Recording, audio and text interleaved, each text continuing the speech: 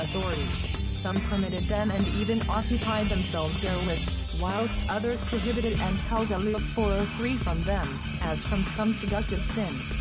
These important questions presented themselves to thinking Jewish young men, and gave rise to much disquietude. For the greater number, the charm of novelty, the attractive language of the representatives of the new tendency, or the inclination to cast off burdensome ritual fetters decided the question. The number of those interested in the periodical, The Gatherer, increased from year to year. The death of Mendelssohn also exerted a decided influence. His pupils as such, all the Nieskin regarded themselves, deified him, glorified him in bright colors, idealized him and his eventful history in prose and verse, pointed him out as an ideal worthy of imitation, and turned his renown to advantage in their cause. They went a step further, or widened the extent of their activity, aiming not merely at ennobling the Hebrew language, but at refinement in general. They called themselves the Society for the Good and the Noble from 1787, without being able to define their purpose. The all-powerful stream of innovation could not be stemmed by the adherents of the old school. Unskillfully they attempted to vindicate the old system, exaggerating the dangers, and thereby losing all influence. Thus in almost every large community, there arose a party of the enlightened or the left, which had not yet broken with the old school, but whose action bordered upon secession. By the ultra-Orthodox they were denounced as heretics, on account of their preference for pure language and form, both in Hebrew and European literature. This abusive name hurt them but little, and rather afforded them a certain amount of satisfaction. The outcome of the work of the Nieskin was that they stirred men's minds, extending their range of observation, and leading them to ennobling thoughts and acts. But these writers did not leave any 404 permanent results. Not a single production of the Circle has enduring value. Their best performance was Wesley's Swan Song, which possesses literary, if not artistic worth. Roused perhaps by the astonishment of Herder, the admirer of ancient Hebrew poetry, that no poet had celebrated the miracles of the departure from Egypt whose center was the sublime prophet Moses, Esli determined to compose a Neo-Hebraic epic. Animated by the spirit of the prophets, there poured from his pen smooth, well-rounded, euphonious verses, which unrolled before the eye the grand events that occurred from the cruel bondage in Egypt till the miraculous passage of the Red Sea and the wanderings in the wilderness. Songs of Glory Wesley called his Hebrew heroic poem, his Mosaid. In fact his verses and strophes are beautifully arranged and perfect in form. It is the best work that the school of the Nieskin produced. Wesley's epic was so much admired that two Christian poets, Hucknagel and Spalding, rendered the first two cantos into German. The Mosaid is, however, by no means a masterpiece. It lacks the breadth of true poetry, fancy and loftiness of conception. It is merely a history of the origin of the Israelites transcribed into verse, or, more correctly, a versified commentary on the Pentateuch. This criticism holds of the school as a whole. Its disciples were good Neo-Hebraic stylists, but as poets their ability was not even mediocre. The appearance of the gatherer aroused attention in Christian circles. The old assailant of the Jews, Michaelis, could not remain silent. Others greeted it as the dawn promising a fair day. It was in fact daybreak for the Jewish race. What is the distinction of a cultured people? Next to gentle manners, it consists in taste for harmonious forms and in the power to produce artistic creations. This taste and power, lost through external oppression and internal disorganization, were reawakened 405 among the Jews by the organ of the Mishkan. To elevate the Jewish race to the rank of the cultured nations, nothing new was required. It was merely necessary that a comprehension of the beauties and sublimities of their own literature be inculcated. In this period, the Jews owned profound philosophical thinkers, if not of the first, certainly of the second rank, who in acuteness of intellect almost surpassed Mendelssohn. Three are especially to be mentioned, who, though trained in the Mendelssohnian system, soon recognized its weaknesses, and directed their minds to new paths. These were Marcus Herz, Solomon Maimon, and Ben David. The events of their lives picture on the small scale how the Jewish race as a whole worked its way from degradation and ignorance to freedom and enlightenment. Marcus Mordecai Herz, born in Berlin, 1747, where he died 1803, was the son of poor parents, and his father, like Mendelssohn's, supported himself and his family by copying Weber manuscripts. He received his Talmudical education in the school founded by Ephraim Vital. Owing to poverty he was unable in spite of his talents to continue his studies, but at 15 years of age was compelled to go to Königsberg as an apprentice. The desire for knowledge soon withdrew him from business and led him to the university, as the Albertina at that time admitted Jewish youths to the medical department. Philosophy, however, exerted greater attraction upon him. Herz was regarded as being gifted with the keen mind peculiar to the Jewish nation.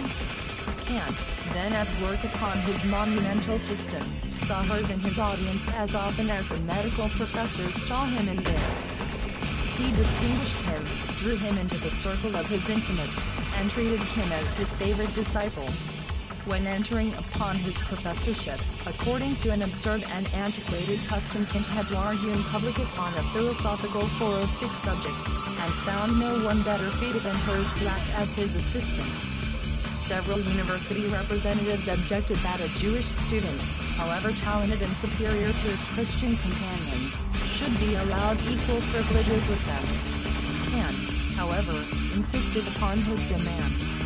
Pressed by pecuniary difficulties, and because a Jew could not receive the degree at the Königsberg University, Herz returned to his native town and joined Mendelssohn's circle. He was, however, an advocate of the Kantian philosophy. He became at the same time a skilled physician, and practiced his art with conscientiousness and zeal. By his marriage with Henrietta de Lemos, he secured a large practice and numerous acquaintances as assistant physician to his Portuguese father-in-law. And through his incisive wit and versatile knowledge he became a noted personage in the Prussian capital. When he delivered philosophical lectures upon the Kantian philosophy, still new and but little understood, many distinguished men were among his auditors. Had not progress been great, if notabilities set at the feet of a Jew to hear his instruction upon the highest truths, whilst men like Michaelis roundly denied all possibility of culture in the Jews? Herz afterwards delivered discourses upon physics, and illustrated the marvelous laws of nature by experimental demonstration. These lectures were still more crowded. Even the Crown Prince, afterwards King Frederick William III, and other princes did not disdain to enter the house of a Jew and be taught by him. His philosophical lucidity, acquired from Kant and Mendelssohn, contributed towards rendering his lectures upon medicine, as well as upon other subjects, enjoyable and appreciated. Herz was not, however, an independent thinker, able to illumine the dark ways of human knowledge by brilliant ideas. but he succeeded in explaining the profound 407 thoughts of others and in making them intelligible to the average mind. Through his personality and his social position, Furs deeply influenced not alone the culture of Berlin Jews, but also of Christian circles. Of the remarkable capacity of Jews for culture, Solomon Maimon was a still more striking example.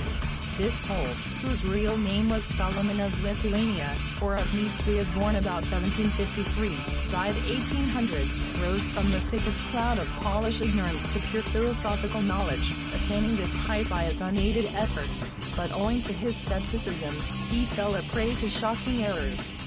The story of his life is full of travel and restlessness, and is a good example of the versatility of Jews. As in the case of Mendelssohn, Maimon's philosophical religious work, The Guide of the Perplexed Moor Nebuchadnezzar, was the cause of Solomon's intellectual awakening. He read the book until it became part of him, consequently assumed the name of Maimon, swore by the name of the Jewish sage whenever evil desire prompted him to sin, and conquered by its aid.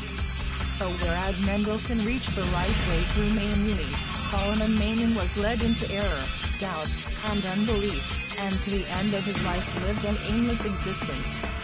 In despair he snatched at the Kabbalah, wishing to become a Jewish Faust, to conjure up spirits who would obtain deep wisdom for him. He also made a pilgrimage to the leader of the Chassidim, Beer of Mizrach. But the deception practiced disgusted him, and he quickly turned away from him. But what was he, with his spirit of skepticism, to do in a narrow world of rigid orthodoxy? Continually play the hypocrite? Rumor had carried a report to Poland, that in certain towns of Germany a freer religious system prevailed, and that more scope for philosophical inquiry was given. At this period a Pole felt no scruples in forsaking 408 wife, children, and home, and wandering abroad. It cost Maimon the less effort, seeing that his wife had been thrust upon him when he was a child, and it was to his vexation that children were born to him. To appease his conscience he deceived himself by the pretext that he would study medicine in Germany, and be enabled to maintain himself and his family. Thus Maimon left Lithuania spring, 1777, at the age of 25, with a heavy, dirty beard, intolerant, filthy clothes, his language a jargon composed of fragments of Hebrew, German, and Polish, together with grammatical errors, as he himself says, and in disguise he introduced himself to some educated Jews in Königsberg, saying that he desired to devote himself to science. In this ragged Pole was a brain full of profound thoughts, which, as he grew older, developed into maturity. His journey from Königsberg to Berlin by way of Stettin was a succession of pitiful troubles. In Berlin the authorities refused to grant him residence. Whereas Poles who had severed themselves from the Talmud, and devoted themselves to science, lived in the odor of the worst heresy, and often gave occasion to suspicion. Maimon was sincere enough to admit the justice of this opinion.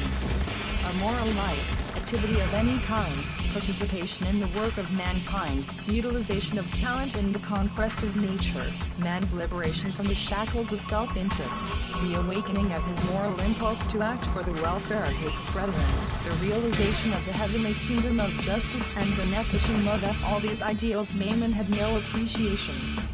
These were indifferent matters, with which a thinker need not trouble himself. In this unsound state of mind he shunned all active work. To meditate idly and draw up formulas were his chief occupations. He attained no fixed goal in life, but staggered from folly to folly, from misery to misery. 409 To the general public he was first known through his autobiography, wherein he revealed the weak points of the Polish Jews, to him the only representatives of Judaism, as well as his own, with unsparing, cynical severity, as some years previously Rousseau had done in his Confessions. He thereby performed an evil service for his co-religionists. His opinions concerning his brethren, originating in ill humor, were accepted to their detriment as universal characteristics. And what he depicted as hateful in the Polish Jews was attributed to all Jews. This kind of confession was considered extraordinary, and aroused great attention, in stiff, pedantic Germany.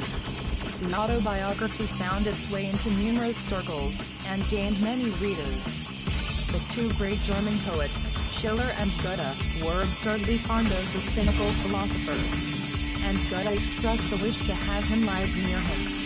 His fame made Naiman neither better nor happier, and he did honor to the Jewish race only with his mental powers. In his actions he altogether dishonored it. The third Jewish thinker of this time, Lazarus Ben David, born in Berlin 1762, died there 1832, had neither the tragic nor the comic history of Naiman. He was a prosaic, pedantic personality, who in any German university could have filled the chair of logic and mathematics, and year after year given the same instruction unabridged and unincreased. For the philosophy of Kant, however, Ben David possessed ardor and enthusiastic devotion, because he recognized it as the truth, and faithfully conformed to its moral principles. This philosophy was well suited to Jews, because it demanded high power of thought and moral action. For this reason Kant, like Aristotle in former days, had many Jewish admirers and disciples. Ben David was also learned in the Talmud, and a good mathematician. It was perhaps a mistake on his part to go to Vienna to lecture upon the Kantian philosophy. At first the university permitted his discourses in its halls, Jew lecturing on a philosophy which denied the right of Catholicism to exist. He soon however had to discontinue them. But Count Herrick offered him his palace as a lecture room. Meeting with obstacles here, too, he left the imperial city, continued his discourses in Berlin, and for some time acted as editor of a journal. Ben David produced but little impression upon the course of Jewish history. The German Jews, however, under Mendelssohn's inspiration, not only elevated themselves with great rapidity to the height of culture, but unmistakably promoted the spread of culture in Christian circles. Intellectual Jews and Jewesses created in Berlin that cultured public tone which has become the distinction of this capital, and has influenced the whole of Germany.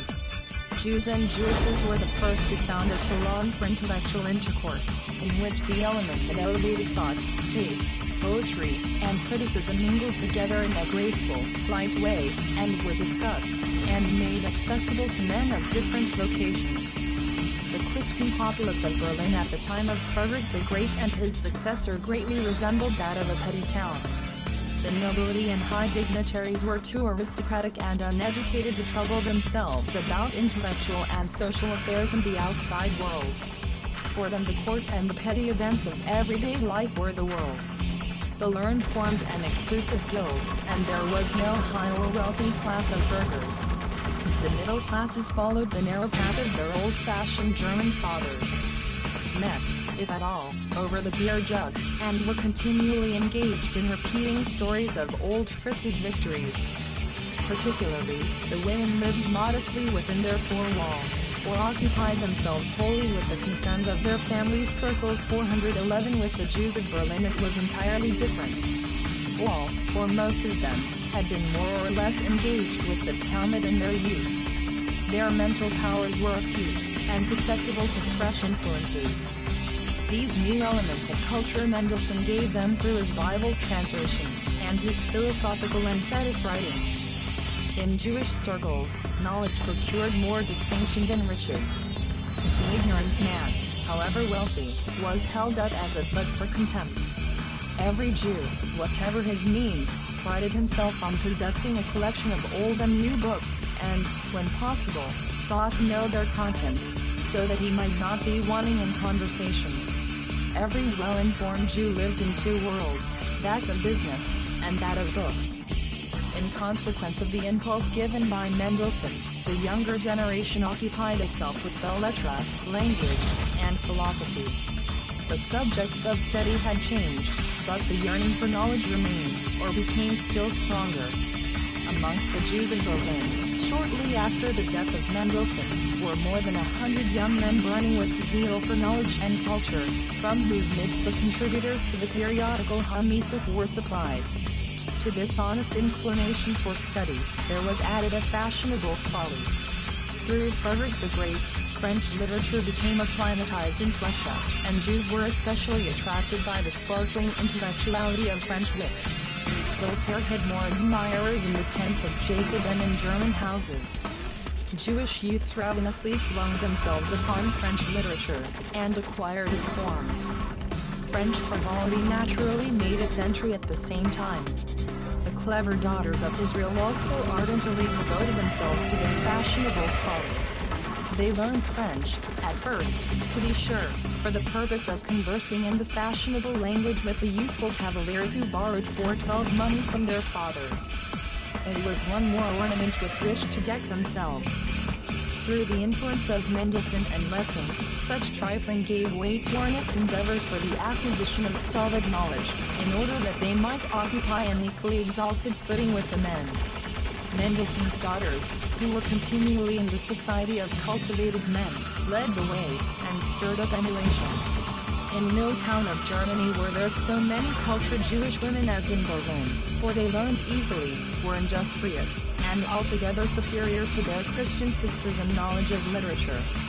Mendelssohn's house became the center for scientific and literary intercourse, and was the more frequented as his friends might expect to meet distinguished strangers there who were attracted by his widespread renown, and from whom something new might be learned. His daughters were admitted to this witty and charming society, to which they also introduced their young companions. After Mendelssohn's death, David Friedlander and Marcus Herz took his place. Friedlander was, however, too stiff and plain to exercise attraction. Thus Herz's house became headquarters for Mendelssohn's friends, who became the nucleus of a large circle. Herz was a popular physician, and had numerous acquaintances among distinguished Jewish and Christian families. His lectures attracted people of every rank to his house, and those eager for knowledge were admitted into the intimacy of the family circle. Herz was gifted with caustic wit, with which he seasoned the conversation. But more powerful than his science and his genius was the influence of his wife. Herz was a magic circle, into which every native or foreign personage of importance in Berlin was magnetically drawn. Intercourse with the beautiful and gifted Jewess Henrietta Herz was, next to the court circle, the 413 most sought after in Berlin. Had she not been misled by seductive influences, she might have been a source of rich blessings to Judaism. This beautiful woman, then, made her house the gathering place of the select society of Berlin, and illustrious strangers pressed for the honor of an introduction to her. Here the Christian friends of Mendelssohn, already accustomed to intercourse with Jews, mingled freely with cultured Jews, but also new men, who filled high positions, and diplomatists were to be met there. Mirabeau, in whose mind the storm-charged clouds of the revolution were already forming, and to whom the Jews owed so much, during his secret diplomatic embassy 1786, to Berlin was more in the society of Henrietta Herz than in that of her husband. Gradually ladies of high degree and education also entered into relations with Madame Herz and her friends, attracted by the charm of her fine, social communion. But her salon exercised most powerful attraction upon cultured Christian youths, by reason of its beautiful Jewish damsels and ladies, the satellites of the fair hostess. These Jewish beauties, however, did not merely form the ornament of a salon, but took an active part in the intellectual entertainment, and distinguished themselves by their originality. Gents called them the clever women of Jewry. Among them were two who shone by superior intellectual qualities, and combined modern culture with Jewish keenness of mind and wit, Mendelssohn's eldest daughter Dorothea, and Rachel Levin, afterwards the wife of Arnold von Enz. Both possessed eminent talents, in addition to which Rachel Levin had an inflexible love for truth, united with gentleness and amiability. Almost at the same time a brilliant salon, where authors, artists, nobles, and diplomatists, native and foreign, came together, was opened in Vienna, by a Berlin Jewess, Fanny Itzig, daughter of the 414 banker Daniel Itzig. She was witty, amiable and noble, and was married to Nathan Adam von Arnstein, who had been made a baron. Like her friends in Berlin, she brought about the social intermingling of Jews with Christians in Vienna. These Jewish coteries most triumphantly refuted the foolish remark of the insolent scholar of Göttingen, that gypsies would sooner undergo the transformation into a people than Jews. The prejudice of 1,000 years was blown away with one breath more effectually than by 100 learned or eloquent disquisitions. The social equalization of the Jews in cultivated circles of Prussia caused them to hope, if not for complete civil rights, at least for a lightening of the oppressive taxes and the humiliations imposed upon them. Between the social position of cultured Jews and their legal standing there was a deep chasm. In the burgher classes, the Jews of Berlin were the first millionaires, an indifferent matter considering the important place held by money at that time, but, according to the law, they were treated like peddlers. Humane treatment could not be expected from the philosophical king. God's apology for the Jews did not exist for him. Hope was aroused among the Berlin Jews on the accession of Frederick William II, who was of a weak but kindly nature.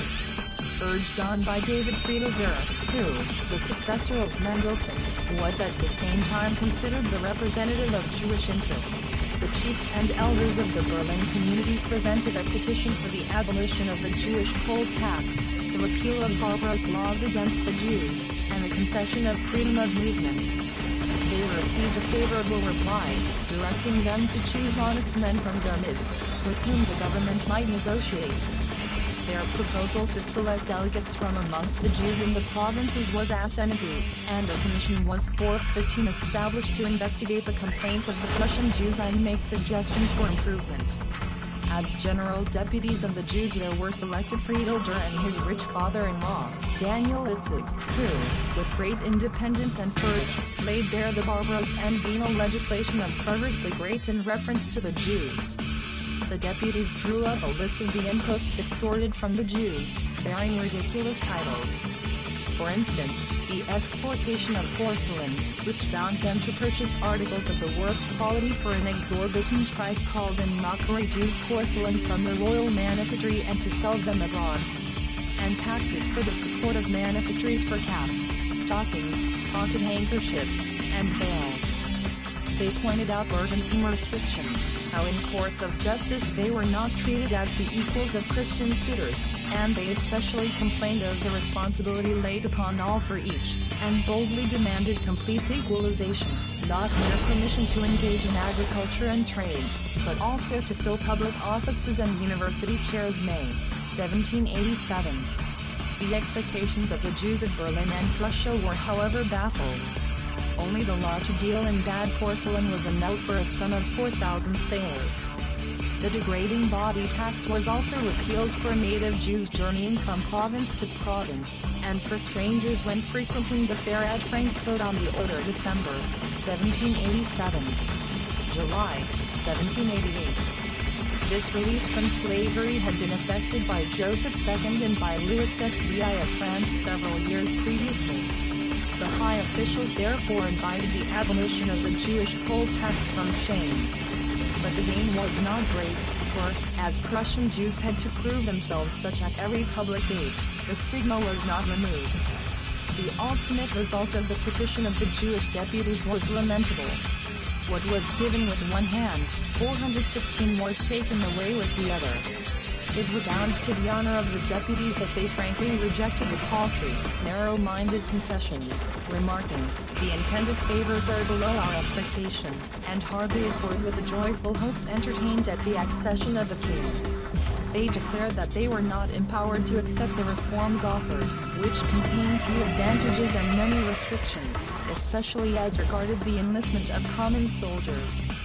Only certain individual Jews received exceptional equalization of rights. Orders were given that in official acts they should not be treated as Jews.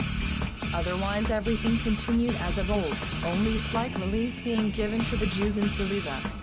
Thus a nucleus for the elevation of the Jewish race was formed in the Berlin community, and their efforts were encouraged, if not by the state, at least by public opinion. In two ways their action influenced a wider circle law, the free school Cheenich Murim, and the printing establishment connected with it. The free school, conducted by David Friedel Durr and his brother-in-law, Itzig Daniel Itzig, was not managed according to Wesley's ideal plan. The curriculum was composed mainly of the subjects of a general education, and gradually everything Jewish Hebrew, the Bible, the Talmud was crowded out. In 10 years 1781 to 1791, over 500 well-taught pupils were graduated from the school apostles of the Berlin Spirit, who spread its influence in all directions. It became a model school for German and other communities. With similar ends in view, the printing press sent into the ghettos a large number of instructive works in Hebrew and German. The spirit engendered thereby was at first one of skepticism, of superficial enlightenment. Its aim was to eradicate from Jewish life and manners everything that offended cultured taste or made the Jews for 17 objects of derision, but it included in its attack whatever did not at once recommend itself to the sober-minded, and so tended to obliterate everything that recalled the great events of the past, and that caused the Jews to appear as a separate race in the eyes of Christians. The dearest ambition of the advocates of this movement was to resemble Christians in every respect. Enlightenment, culture were their passwords, the idols of their worship, to which they sacrificed everything. Mendelssohn had left no disciple of any importance able to recognize the great truths of Judaism, and bring them into accord with culture. Men like Eupel, L.E., Friedel Durr, Hertz, and almost all the Neeskin, possessed mediocre minds and limited views. They were unable to scatter abroad fruit-bearing germs of thought. Despite their enthusiasm for Mendelssohn, they did not appreciate the essence of his nature, and thought that he was still in their midst, when they had long forsaken him. Even his own children, not accepting his accomplished daughters, misunderstood him. And this misconception resulted in great confusion. With every step forward taken by the Berlin School of Enlightenment, it became more opposed to the main body of Judaism, vexing its susceptibilities, and thereby frustrating its own efficacy. Misunderstandings, bitter feelings, friction, and strife were the direct consequences. The ultra-Orthodox Party, however, numbered still fewer men of importance than the advanced school. The most eminent leader among them, or the one regarded as such, Ezekiel Landau, in Prague, had not the slightest sympathy with the new tendency, but thoughtlessly clung to every usage however unjustifiable, and thereby injured the cause he represented. He had only condemnation and denunciation as heretics for those who withdrew from the well-trodden path. Owing to the friction between the Progressive 418 and the Orthodox parties, both of whom exceeded all proper bounds, an exciting quarrel sprang up in the Berlin community. Young men rival tutors, merchants' apprentices, the sons of the rich, and fashionable youths boasted of frivolous philosophy, and proudly despised their hoary religion, considering everything that interfered with their pleasures as superstition, prejudice, and rabbinical folly. The adherents of the old views therefore grew the more tenacious, and held to everything that bore a religious stand. As the Orthodox communal leaders still had the upper hand in the benevolent institutions, they refused support to the partisans of enlightenment, especially to strangers, would not admit their sick into the Jewish hospital, and denied the dead honorable burial. In short, all the phenomena that usually accompany religious party conflicts appeared. Those without families, among whom were two prominent Neeskin, Eupel and Wolfson, determined to unite together so as not to stand isolated against the Orthodox party. They desired to form a union for the protection of its members. Mendelssohn's eldest son, Joseph, was very zealous in promoting such a union, and on the strength of his name it met with abundant encouragement. Thus the Society of Friends was formed 1792, a community of Illuminati within the community, comprising solely unmarried men, whose chief aim was to regard each other as brothers, and to support each other in distress and illness. But their collateral intention was to spread culture and promote enlightenment. The Friends took a saying of Mendelssohn as their motto: to seek the truth, to love the beautiful, to desire the good, to do the best. A bundle of staves was their symbol. In the first year of its existence, the union numbered more than 100 members in the capital. Young men in Königsberg, Breslau, and Vienna joined the ranks. A bond of cordial 419 brotherhood held the members together, and to the present day, a fraternal feeling of delicate benevolence has survived in the society. But it was a morbid symptom. The society floated in the air without a firm basis. It had roots neither in its own midst, nor in Judaism, nor did it attach itself to any great political ideal. It aimed at bodily welfare and quietude, as if civilized men could live by bread only. The catchwords and phrases of culture and enlightenment did not avail much. The struggle against the old regime was but weak. All that they succeeded in doing was to keep their deceased friends longer above ground. In short, the Society of Friends lacked the leaven of inspiration, the only quality which ultimately bears fruit. If the members of the society took up no firm attitude, those who never knew an ideal, nor even a dreamy striving, the commonplace men who were mere slaves, and sought their whole happiness in mixing with Christians, acted yet more culpably. The old system had no charms for them, and the new one no tangible form to attract them. The example of the court and high circles of society exercised an evil influence also upon the Jews of the large towns of Prussia. Under Frederick William II, as Mirabeau remarks from his own observation, Prussia had fallen into a condition of rottenness, before having attained the stage of maturity. Jewish youths of wealthy houses followed the general inclination to sensual pleasures. Not secretly, but openly in the light of day, they overleapt all bounds, and with contempt of Judaism united contempt for chastity and morality. They ate other apes.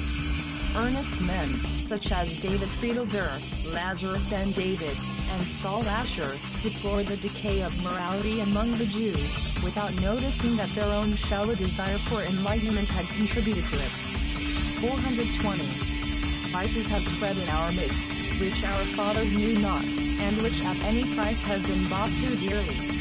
Irreligion, voluptuousness, and effeminacy, weeds that spring from the misuse of enlightenment and culture, have alas taken root amongst us, and especially in the principal towns we are exposed to the danger that the stream of luxury along with our brushness is sweeping away our severe and simple morals. Having broken loose from the bond of the national religion existing for thousands of years, superficial reasoners and profligates passed over to Christianity in a body. They were like moths, fluttering around the flame, till they were consumed. Of what use was it to be galed by the fetters of the general privilege, of what use to continue to bear the disgrace of being protected Jews, if by the repetition of an empty formula they could become equal to the Christians? So they washed away the mark of the yoke and its shame with the waters of baptism. The congregations of Berlin, Breslau, and Königsberg beheld daily the apostasy of their members, of the richest and outwardly the most cultured people. It appeared as if the words of the prophet would be verified, "I will leave in the midst of thee an afflicted and poor people." It must be considered a miracle that the entire Jewish party of enlightenment in Germany did not